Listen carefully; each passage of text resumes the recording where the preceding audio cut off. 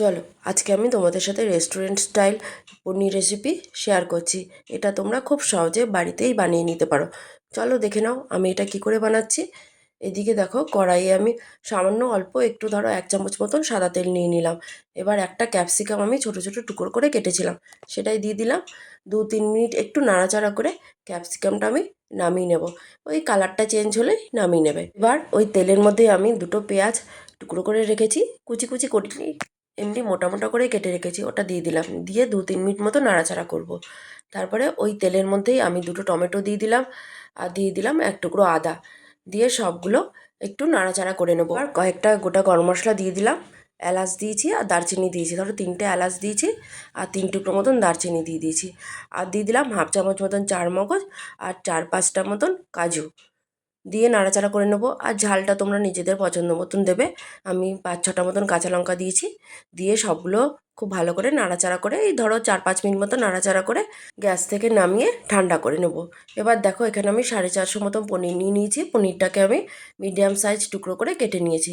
এবার একটা তাওয়ার মধ্যে কসুরি মেথিটাকে আমি হালকা করে নাড়াচাড়া করে নেব।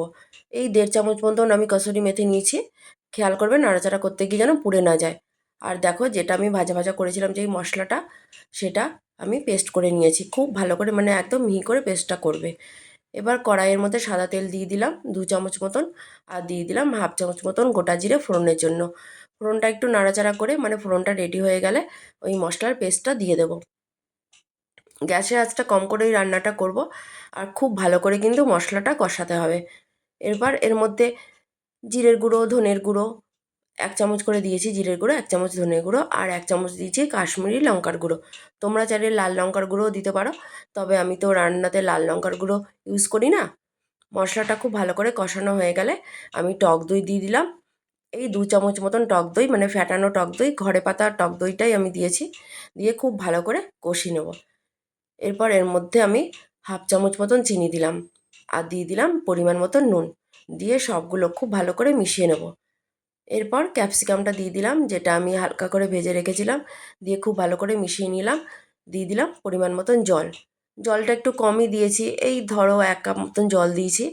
দিয়ে ঢেকে রাখবো 10 মিনিট মতন। 10 মিনিট পর ঢাকনা সরিয়ে একটু নাড়িয়ে চাড়িয়ে নিলাম। এরপর পনিরটা দিয়ে দেবো। পনিরটা কিন্তু আমি ভাজিনি, এমনি পনির, আর আমাদের এখানকার পনির খুব ভালো। দিয়ে নাড়িয়ে চাড়িয়ে নিয়ে আমি কসুরি মেথি, যেটা আমি ভেজে রেখেছিলাম, ভেজে আমি কিন্তু গুঁড়ো করে নিয়েছি, সেটা দিয়ে দিলাম। আর দিয়ে দিলাম 1 চামচ মতন গরম মশলার গুঁড়ো। দিয়ে সবগুলো খুব ভালো করে নাড়িয়ে চাড়িয়ে নেবো। এবার গ্যাসের আঁচটা আমি বাড়িয়ে দেবো। 10 মিনিট মতন গ্যাসের আঁচটা বাড়ালেই হবে।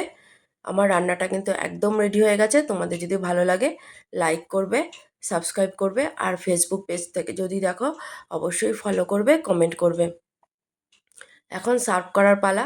আমি সার্ভ করে নিলাম। এটা খেতে কিন্তু জাস্ট ফাটাফাটি হয়েছিল। নামানোর আগে সামান্য একটু ফ্রেশ ক্রিম দিতে পারো, তবে আমি আর দিইনি। ব্যাস আমার রান্নাটা রেডি হয়ে গেল। Bye bye, tata.